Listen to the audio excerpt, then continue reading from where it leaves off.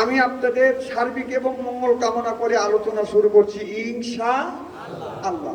যে আল্লাহ পাক আপনাকে আমাকে মনোনীত করে 10ই মুহররম এই মাসে আসা এবং বসার সুযোগ করে দিয়েছেন, তাতে আপনারা খুশি না বেজার? কম না বেশি? সমস্যার উচ্চ কণ্ঠে বলুন আলহামদুলিল্লাহ।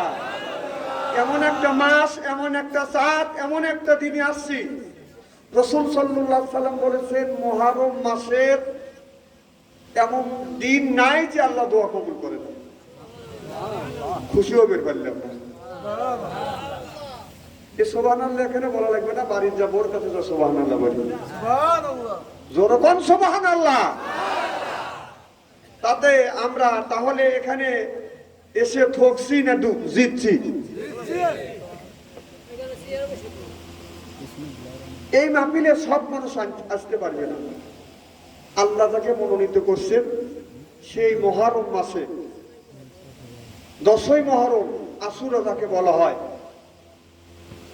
সেই মাসে আসার তৌফিক দিয়েছে। সুবহানাল্লাহ। একদিন আল্লাহর নবী আখিরি জামানার পয়গাম্বর মনটা খারাপ করে বসে আছে।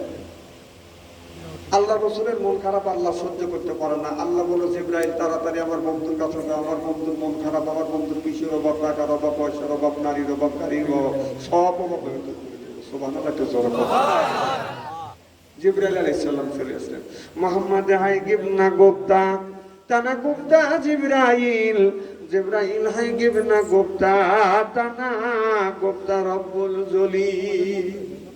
জিবরাইল আলাইহিস সালাম সে দেখে আমার নবীর মন খারাপ করে বসে আছে, আমার নবীর মন খারাপ।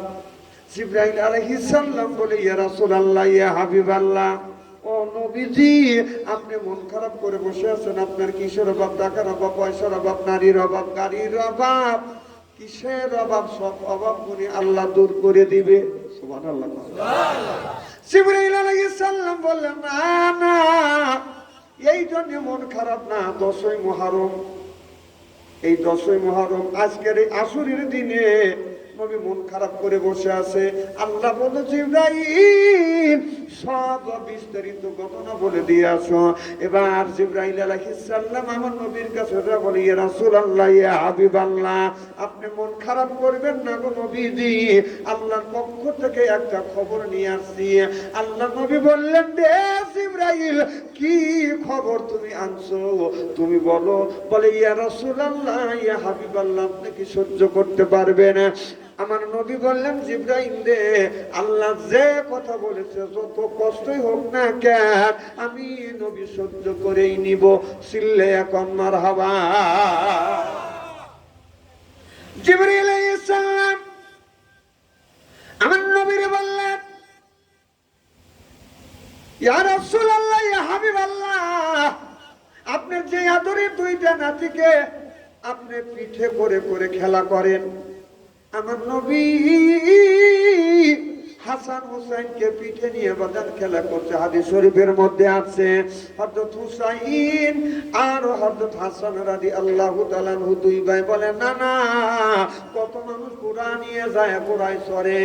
না না গো, আমার বাবা গরিব মানুষ, আমার বাবা ঘোড়া দিতে পারে না, আমাদের তো মন চায় ঘোড়ায় উঠে আমরা সওয়ার হব। আমার নবী বললেন আর তোমরা চিন্তা করো না, তোমার বাবার যদি টাকাও না থাকে, ঘোড়া যদি না কিনে দিতে পারে, আমি তোমার নানা ঘোড়া হইলাম, তোমরা দুইজন আমার পিঠে চড়ো। সুবহানাল্লাহ। নাতিদেরকে কত ভালোবাসতেন। আমার নবীর নাতি কয়টা? একটু ভুল বললেন, নবীর নাতি 5টা। সুবহানাল্লাহ, একটু জোরে কর। আমার নবীর মেয়ে হলো 4টা।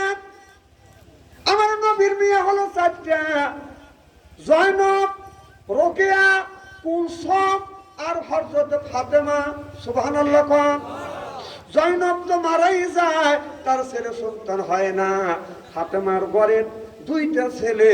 কয়টা ছেলে? 8। রোকেয়ার 1টা ছেলে 1টা মেয়ে, জয়নবেরও 1টা ছেলে 1টা মেয়ে, তাহলে কয়টা হলো? 8। আরো শুনে আশ্চর্য হবে, হযরত আলীর কি খালি 2টা ছেলেই না আরো সন্তান আছে? সুবহানাল্লাহ একটা জোরে কর। আমার ভাইয়ের আমার নবী নাতিদেরকে এত ভালোবাসতেন, এত ভালোবাসতেন। হযরত হাসান হোসেনকে বললেন, ভাইজান ভাই তোমরা দুইজন আমার পিঠের উপর চড়ো। দুই ভাই পিঠের উপর চড়লেন, আমার নবী গোড়া হইলেন। এবার হোসাইন দেখে বলে, না না, সব গোড়া লাগাম আছে, আমাদের গোড়া তো লাগাম নাই। আমার নবী বললেন, মাথার পাগড়িটা খুলে এই পাগড়ির মাঝখানে বাদান কামড় দিলেন। দুই ভাই দুই আল ধরা দিলেন। এবার দুই ভাই দুইটা আল ধরছেন আর বলতেছে, ঘোড়া চল, ঘোড়া চল, ঘোড়া চল। আমার ভাইয়ের আমার এবার হযরত হোসাইন ডেকে ডেকে বলে, না না যান, সব ঘোড়ার শব্দ আছে, আমাদের ঘোড়ার তো কোনো শব্দ নাই। আমার নবী সি সি বলে চিৎকার করে বাজান একটা বার, আপনার তিনটা বার, দুইটা বার ডাক দিলেন। আর দুইটা বার ডাক দিলেন, হযরত হাসান হোসাইন আপনার পিঠের থেকে নেমে গেলেন। এবারে জিবরাইল আলাইহিস সালাম বলে, ইয়া রাসূলুল্লাহ, ইয়া হাবিবাল্লাহ, আপনি যদি আর একটা বার সি বলে যদি চিৎকার করে ডাক দিতেন, আপনার উম্মতের দশানা গুনাহ আমার আল্লাহ মাফ করে দিত।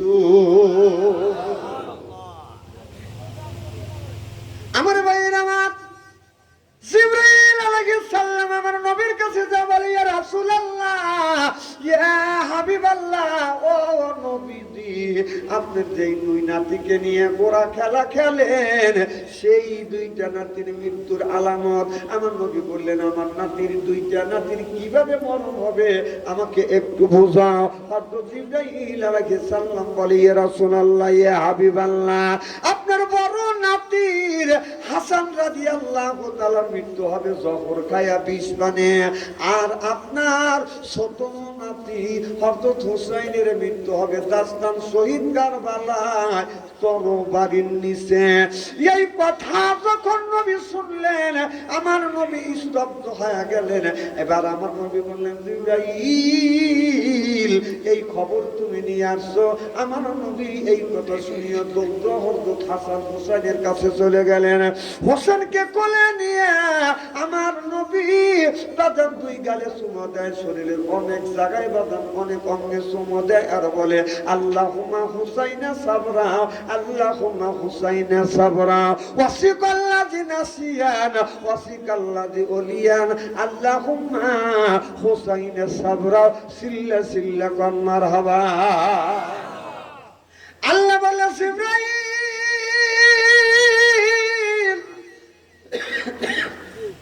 তাড়াতাড়ি যাও, আমার নবীকে বলো যত জায়গা শ্রমণ দিছে আমি আল্লাহ মেনে নিয়েছি। আর যেন তারা নাতিকে শ্রমণ দেয় না। শরীরের প্রত্যেকটা অঙ্গে বাদান শ্রমণ দিছে, কিন্তু গর্দানের পিছনে বাদান শ্রমণ দেয় নাই। আমার নবীকে নিষেধ করলেন, অমনি শ্রমণ বাদান বন্ধ হয়ে গেলেন। আমার ভাইরা আমার নবী দুইটা নাতিকে এত সুন্দর ভালোবাসতেন। হঠাৎ করে হযরত হোসাইনকে চুমন দেয়। হযরত হোসাইন প্রশ্ন করে উঠে, না না গো, অনেকদিন অনেক রকমের শ্রমণ দিয়েছো, কোলে নিয়েছো, আজকে এমন শ্রমণ দিচ্ছ আমি তো কিছু বুঝছি না, কি জন্য এরকম করে আদর করতেছো? আমার নবী চোখের পানি ফেলে দেয়, কান্দে, দুই গালে চুমো দেয়, কপালে চুমো দেয়, আর দেখে বলে, হোসাইন, আমি জিবরাইলের মারফত থেকে তোমাদের দুইবারে মৃত্যুর কথা শুনলাম। হযরত জিবরাইল আলাইহিস সালাম আমাকে বলে গেছে, তোমার ভাই হাসানের মৃত্যু হবে জহর খায়া বিষ পানে, তোমার মৃত্যু হবে। এই বলে নবী কথা বলে বাদাম থেমে যায়। হযরত হুসাইন বলতেছে, না না, কি যেন বলতেছে, আবার থেমে গেলে তুমি বলো। আমার নবী বললেন, হুসাইন তুমি কি সহ্য করতে পারবা?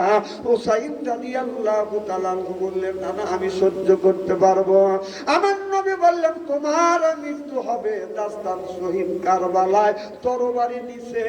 হযরত হুসাইন এই কথা যখন শুনলেন, আমার নবীকে ডেকে ডেকে বলতেছে, ও না না, যেই মানুষটা আমাকে হত্যা করবে, আমার গলায় ছুরি চালাবে, কিভাবে বলবো লোকটা আমাকে হত্যা করবে, আমার গলায় ছুরি চালাবে, গর্দান কেটে নিয়ে যাবে? আমার নবী নবী বললেন হুসাইন রে দাস্তান শহীদ কারবালায় যখন তুমি পড়ে যাবা শুয়ে যখন পড়বে তোমার মুখের উপর থেকে নামবে না, বুঝতে হবে এই লোকটা তোমাকে হত্যা করবে। 2 নম্বর পরিচয় চেহারা থাকবে জানোয়ারের মতো। 3 নম্বর আপনার পরিচয় বুকে বাঁধান, বাম পাশে বাঁধান একটা কালা দাগ থাকবে। 4 নাম্বার তার বুকে কোনো পশম থাকবে না। এই 4টে আলামত যদি দেখো হুসাইনকে বুঝতে হবে এই লোকটা তোমাকে হত্যা করবে, শহীদ করবে। চিল্লে এখন মারহাবা। হযরত হুসাইন বলে না না, কি জন্য শহীদ হব? আমার নবী বললেন আহলে বায়তের জন্য। সুবহানাল্লাহ বললেন না? আমার উম্মতের জন্য। দেখে বলে ইয়া রাসূলুল্লাহ, ইয়া হাবিবাল্লাহ, ও আমার নানা জান, আপনি যদি আপনার উম্মতের জন্য আপনি যদি জীবন দিতে পারেন, আমার নানার উম্মতের নাজাতের জন্য, একবার নয় আমি 100 বার শহীদ হতে রাজি।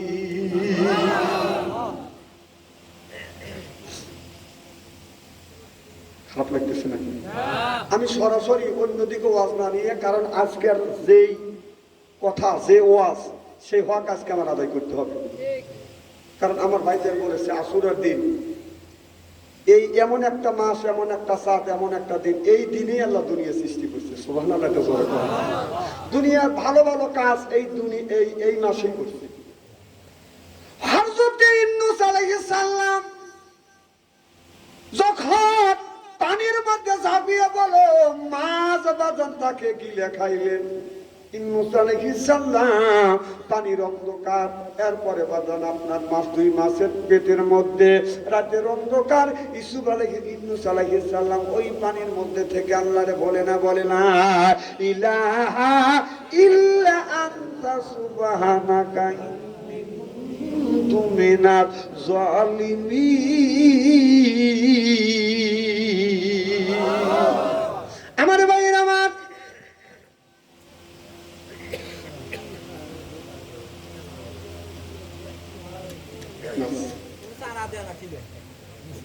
ইউনূস আলাইহিস সালাম ধীরে ধীরে পড়ুন, আধা ঘন্টা গেলে আবার জল যাবে, আবার নবুর বললে চলবো না। ইউনূস আলাইহিস সালাম মাছের পেটে পড়ে গেলেন। মাছের পেটে যখন চলে গেলেন, মাছটা গ্লাসের মতো সমুদ্রের মধ্যে সবকিছু বাদাম দেখতে পাচ্ছে। এই সমুদ্রের মধ্যে থেকে বাদাম আপনার অনেক রকমের জিকির, অনেক রকমের শব্দ শোনা যাচ্ছে। আল্লাহ বলেন জিবরাইল, মাছের পেটে তো আমি, কিন্তু মাছের মধ্যে হাঙর কুমির সব দেখতেছি, কি যেন জিকির হচ্ছে। বলে দুনিয়ার সব যত মাখলুকাত আছে, হাঙর যত মাছ আছে, হাঙর কুমির আছে, সব আমার আল্লাহর নামে জিকির করতেছে। সুবহানাল্লাহ।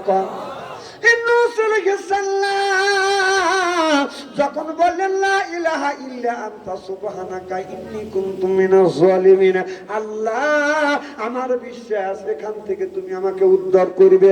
দুনিয়ার কোনো মানুষ যদি না দেখে, কেউ যদি উদ্ধার না করে, তুমি দেখছো, আমার বিশ্বাস তুমি এখান থেকে আমাকে উদ্ধার করবে। আল্লাহ জবাব দিলেন ফাস্তাজাবনা লাহু আনাযাইনাহু মিনাল